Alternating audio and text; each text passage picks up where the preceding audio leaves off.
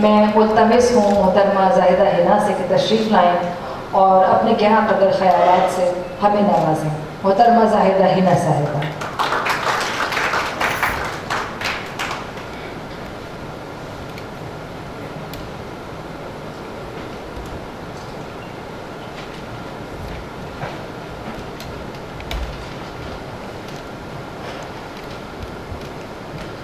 صدر محترم مہمان خصوصی میں ابھی کچھ پانی باقی بچا تھا. کمال احمد رضوی نے کتنے ہی ڈرامے لکھے، اسٹیج کیے، داد سمیٹی، ان پر خون برسا، لیکن جیسی ہنرمندی سے انہوں نے علم کا کردار تراشا وہ دیکھنے والوں کو کبھی نہیں بھول سکتا. یہ کردار انہوں نے روسی ادیب الیگزینڈر استراوسکی کے ڈرامے ایک لفنگے کی ڈائری سے متاثر ہو کر لکھا تھا. استراوسکی نے اسے بس اپنے ایک ڈرامے میں لکھا، لیکن کمال احمد رضوی نے اسے 100 رنگ سے باندھا.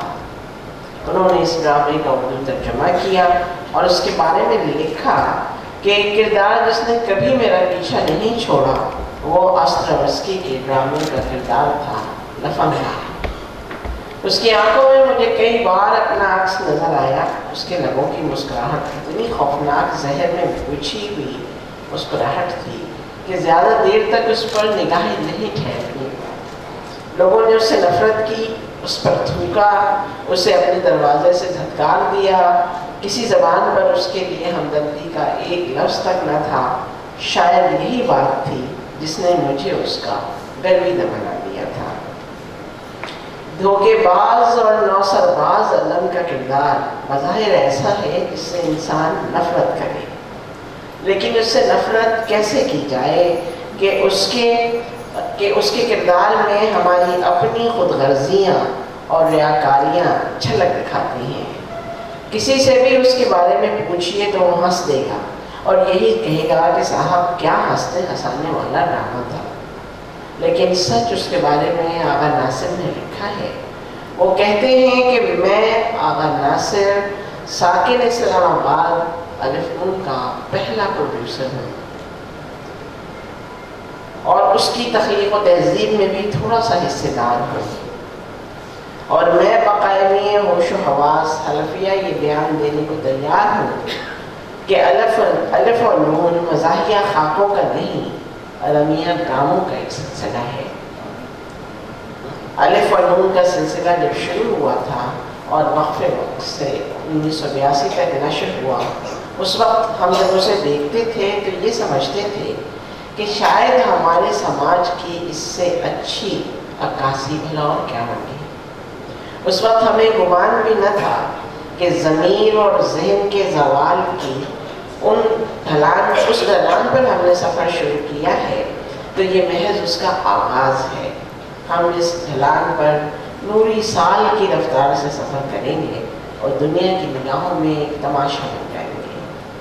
انتظار حسین نے غلط تو نہیں لکھا کہ مرزا سودا کی ہجویات کی طرح الف نون بھی قوم کے اخلاقی زوال کا مرثیہ ہے. کمال نے جس مہارت سے قوم کے صاحب اقتدار طبقے کا کیریکیچر لکھا اس میں ان کا کوئی ثانی نہ تھا.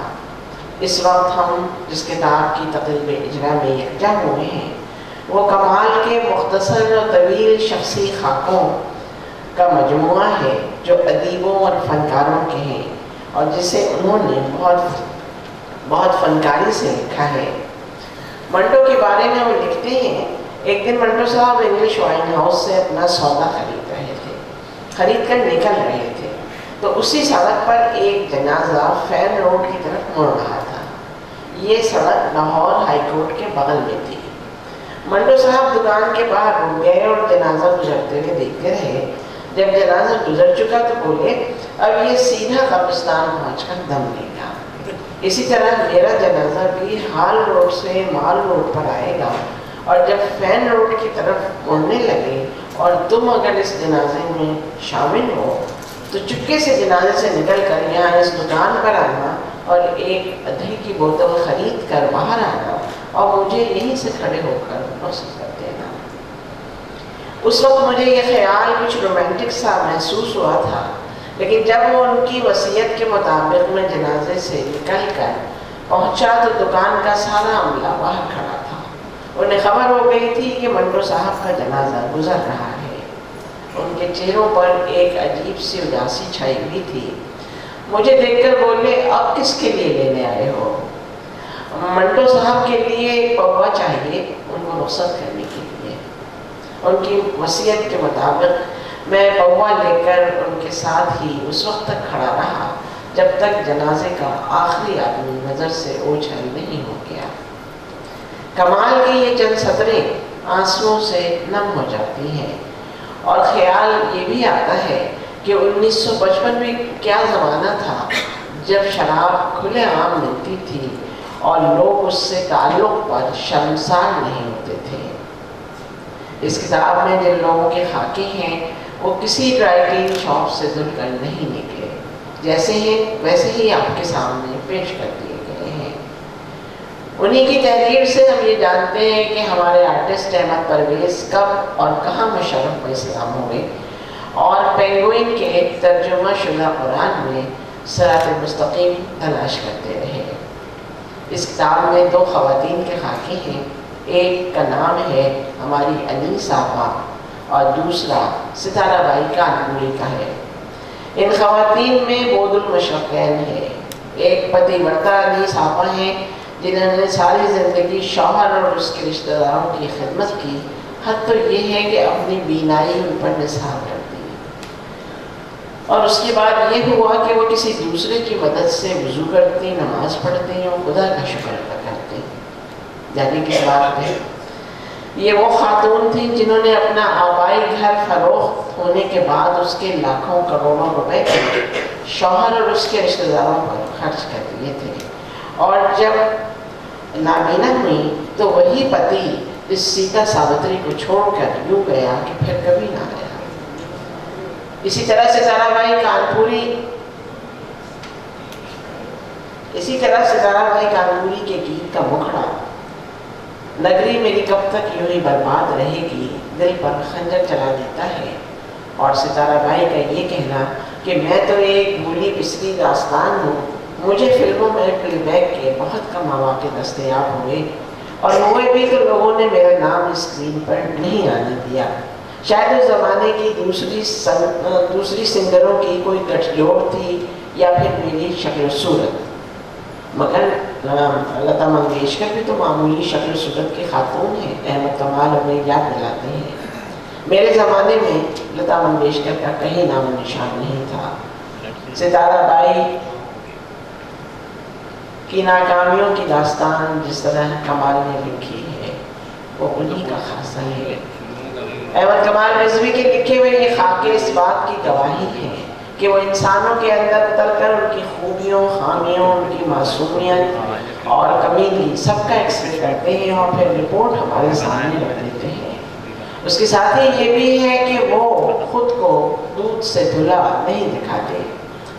ان کے قلم سے ان کی اپنی وہ تصویر بنتی ہے جس میں وہ ہمیں شراب پیتے، عورتوں کو تاڑتے، دوستوں کی جیب ٹٹولتے اور اپنے مصور دوستوں کی تصویریں اڑاتے نظر آتے ہیں۔ ایک ایسا شخص جو اپنی شادیوں، طلاقوں کا ذکر دھڑلے سے کرتا ہے اور اپنی عشرت کے بارے میں محبت سے لکھتا ہے اور اس کا ساتھ اس وقت تک دیتا ہے جب تک اسے غضب کی سردی نہیں لگتی اور یہ سردی اس کا ہاتھ تھام کر اسے آخری سفر پر نہیں لے جاتی۔ عشرت صاحبہ نے بھی احمد کمال کے بارے میں بہت چاؤ سے لکھا ہے۔ انہیں مبارک ہو کہ وہ ان کی آخری ساتھی ثابت ہوئی، اور ان کے دوست راشد اشرف، ڈاکٹر کاظم رضا اور ایس ایم شاہد خوش رہیں جنہوں نے ان کو اتنی دلگیری سے یاد رکھا۔ شکریہ۔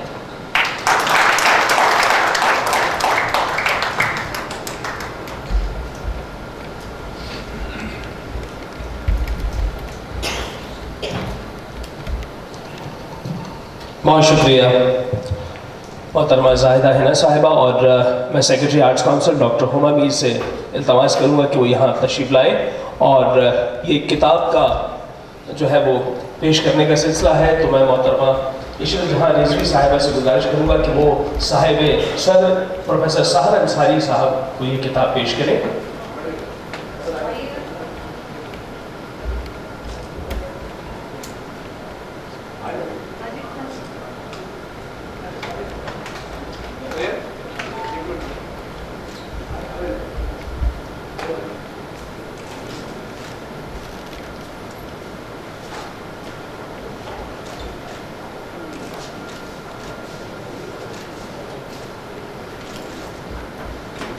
मोहतरमा इशरत जहां रिजवी साहिबा से मैं मुल्तमस हूँ कि एक किताब और पेश की जा रही है।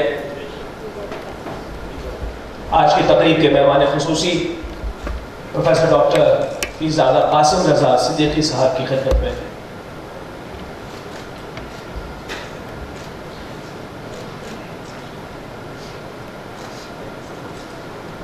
और इसी मौका पर मैं चाहूँगा कि हमारे साथ एक मुसव्विर और मुजस्समा साज करीम काज़मी साहब मौजूद हैं। वो यहाँ अगर तशरीफ़ ले आएँ तो उनकी एक मोहब्बत का अलामती तोहफ़ा है जो बुनियादी तौर पे स्कल्पचर है एक कमाल अहमद रिजवी साहब का। वो मोहतरमा इशरत जहां रिजवी साहबा के लिए वो लेकर आए हैं, वो पेश करेंगे तमाम मेहमानों की मौजूदगी में।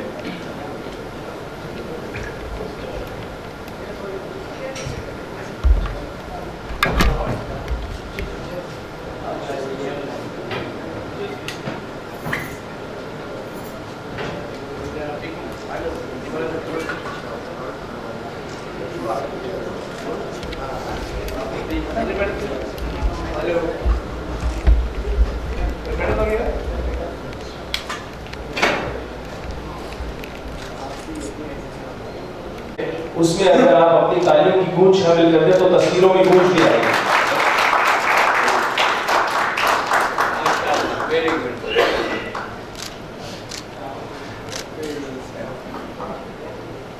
थैंक यू, बहुत शुक्रिया।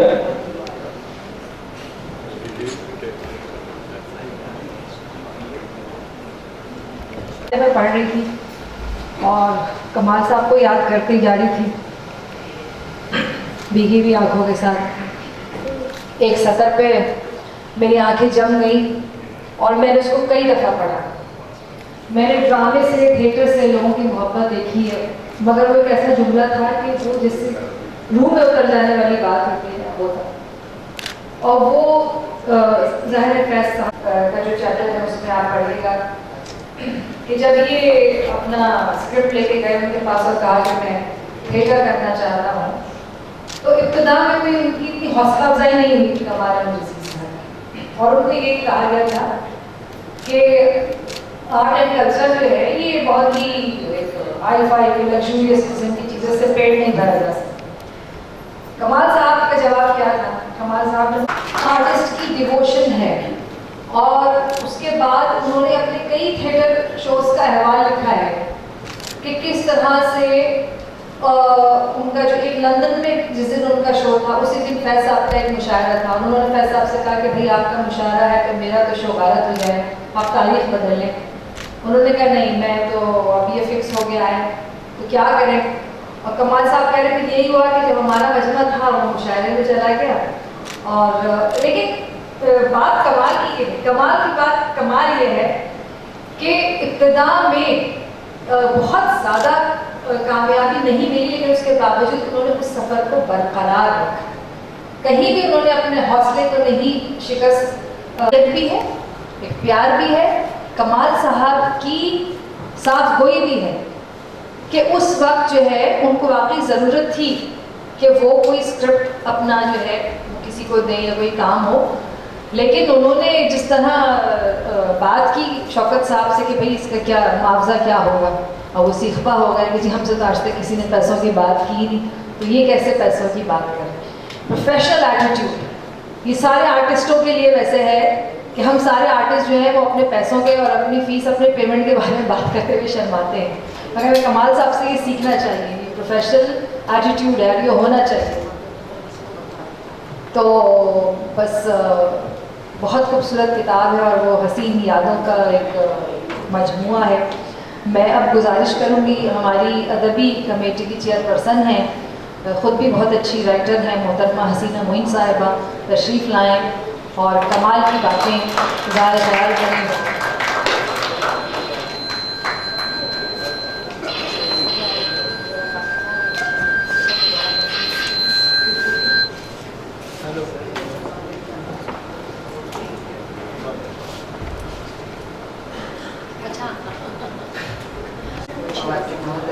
السلام علیکم۔ میں خود کمال احمد رضوی کو ذرا دور سے جانتی ہوں، ہم ٹی وی پر بہت بار ملے اور انہوں نے روایتاً میری تعریف بھی بہت کی۔ میرے کچھ جملوں کو وہ سب کو سنا کر بہت زور زور سے ہنسا کرتے تھے اور میں دل میں خوفزدہ ہوتی رہتی تھی کہ یہ ہنسی تنزن ہے یا واقعی تعریف کر رہے ہیں۔ واقعی تعریف کا یقین اتنی بڑی شخصیت کی زبان سے ذرا مشکل سے آ سکتا تھا، لیکن پھر دھیرے دھیرے مجھے یقین آ گیا کہ کمال احمد رضوی ساری دنیا سے تو خفا رہتے ہیں، لیکن ان کے دل میں بڑی گنجائش ہے۔ جس کو پسند کرتے ہیں پسند کرتے ہیں، جس کو ناپسند کرتے ہیں بالکل ناپسند کرتے ہیں۔ تو خدا کی پناہ میں نے دونوں مناظر دیکھے ہیں۔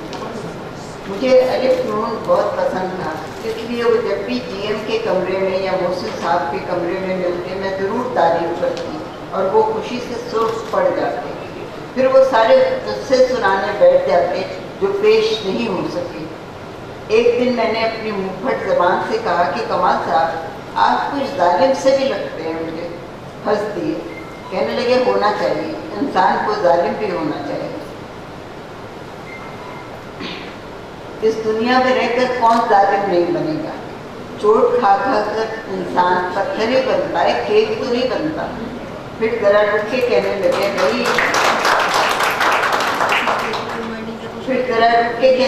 رہی آپ کی بات تو آج دنیا میں کہاں رہتی ہے؟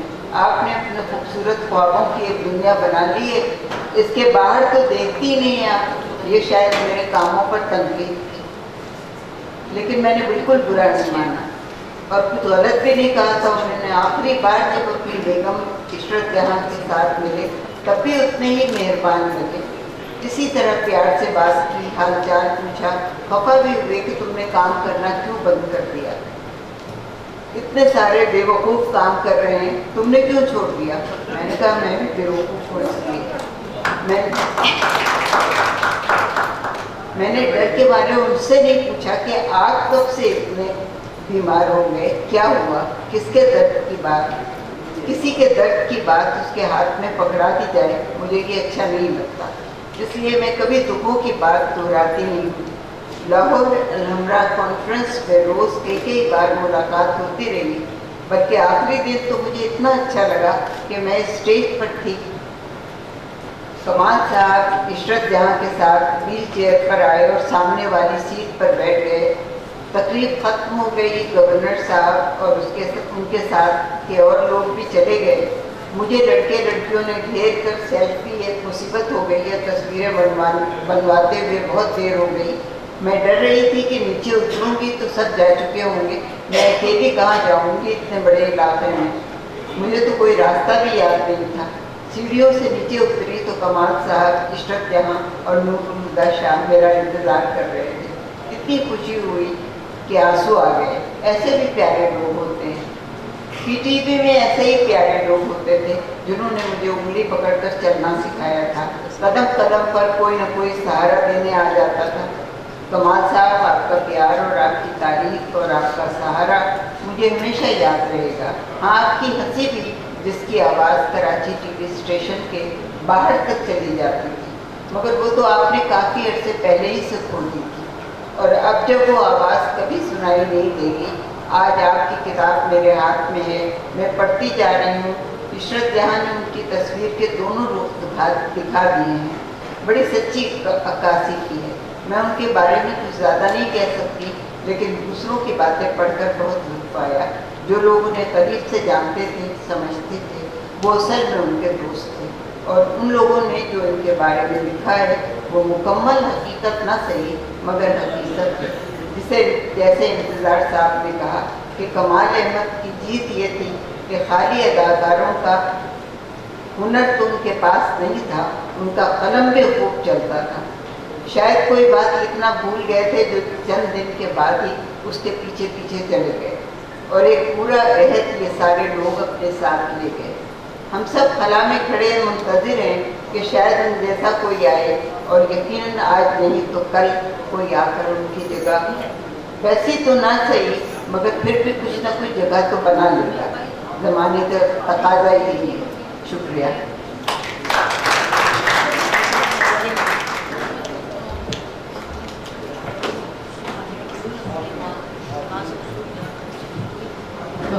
हमारे खित्ते में फैशन ये है कि जो कोई अपने लिए फिल्म या ड्रामा बनाता है उसमें खुद ही हीरो होता है।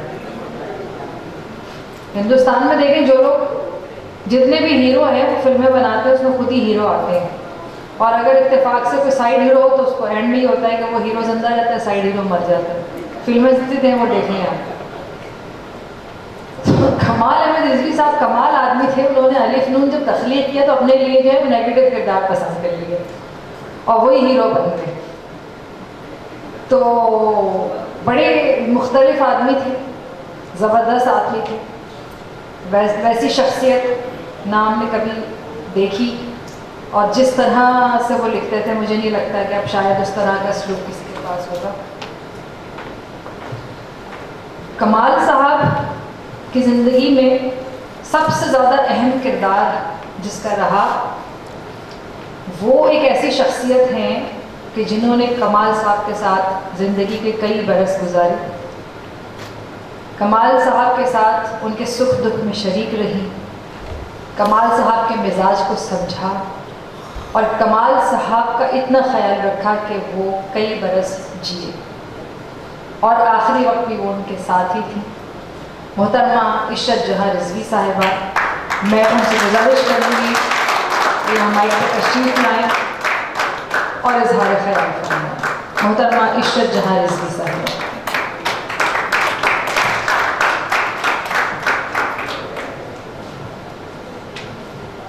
पहले तो आप सबका बहुत बहुत शुक्रिया, आप आए, इज़्ज़त बख्शी। कमाल की किताबें जो थी वो उनकी आखिरी तकलीफ थी, वो उन्होंने काम छोड़ दिया था मगर लिखना उन्होंने कभी बंद नहीं किया।